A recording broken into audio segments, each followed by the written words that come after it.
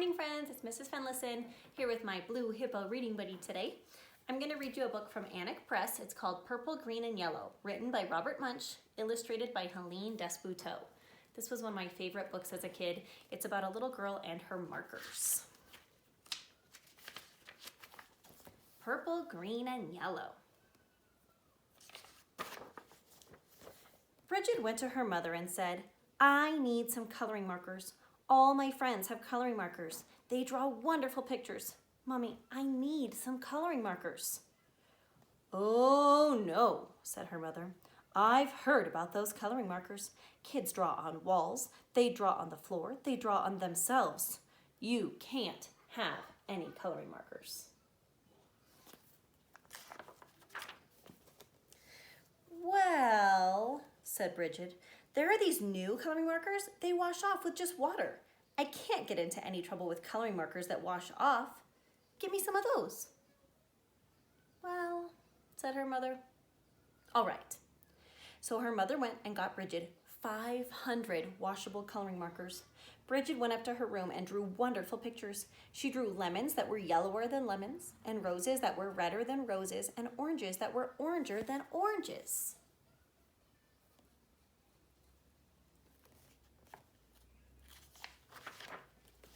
Her mother was amazed. She said, "Wow, my kid is an artist." But after a week, Bridget got bored. She went to her mother and said, "Mom, did I draw on the walls?"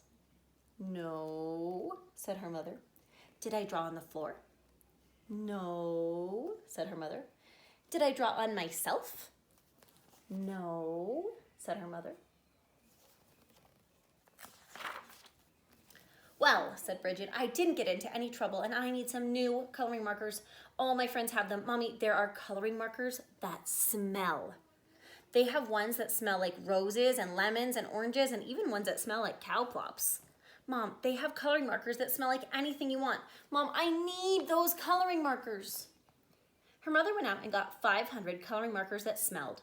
Then Bridget went upstairs and she drew pictures. She drew lemons that smelled like lemons, and roses that smelled like roses, and oranges that smelled like oranges, and cow plops that smelled like cow plops.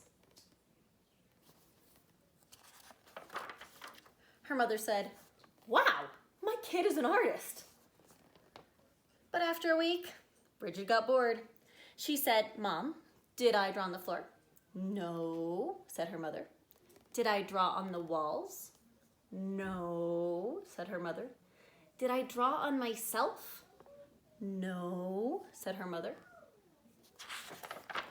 "Well," said Bridget, "I need some new coloring markers. These are the best kind. All my friends have them. They are super indelible, never come off till you're dead, and maybe even later coloring markers. Mom, I need them." So her mother went out and got 500 super indelible, never come off till you're dead, and maybe even later coloring markers. Bridget took them and drew pictures for 3 weeks. She drew lemons that looked better than lemons, and roses that looked better than roses, and oranges that looked better than oranges, and sunsets that looked better than sunsets. Then she got bored. She said, "I'm tired of drawing on paper, but I am not going to draw on the walls, and I am not going to draw on the floor, and I am not going to draw on myself. But everybody knows it's okay to color your fingernails. Even my mother colors her fingernails." So Bridget took a purple, super indelible, never come off till you're dead, and maybe even later coloring marker, and she colored her thumbnail bright purple.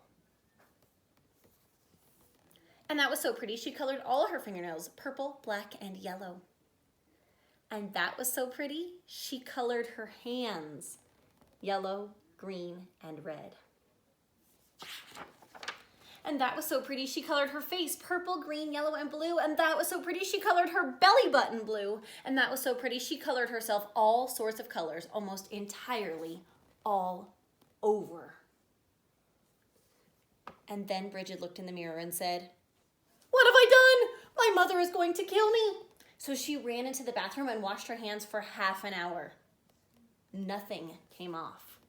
Her hands still looked like mixed up rainbows. Then she had a wonderful idea. She reached way down into the bottom of the coloring markers and got a special colored marker.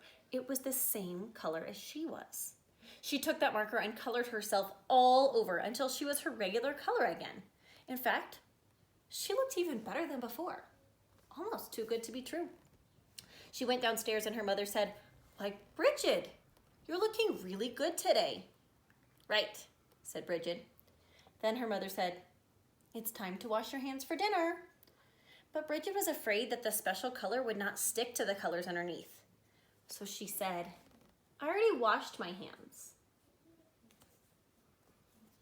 Do you think it's gonna stick? But her mother smelled her hands and said, "Ah, no soap."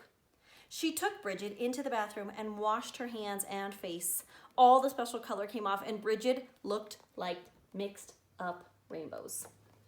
"Oh no," said her mother. "Bridget, did you color your hands with the coloring markers that wash off?" "No," said Bridget. "Bridget, did you color your hands with the coloring markers that smell?" "No." "Did you use the super indelible, never come off till you're dead, and maybe even later coloring markers?" "Yes." "Yikes," cried her mother. She called the doctor and said, "Help, help, help, my daughter has colored herself with super indelible, never come off till you're dead, and maybe even later coloring markers." "Oh dear," said the doctor. "Sometimes they never come off." The doctor came over and gave Bridget a large orange pill. She said, "Take this pill, wait 5 minutes, and then take a bath." So Bridget took the pill, waited 5 minutes, and jumped into the bathtub. Her mother stood outside the door and yelled, "Is it working? Is it working?"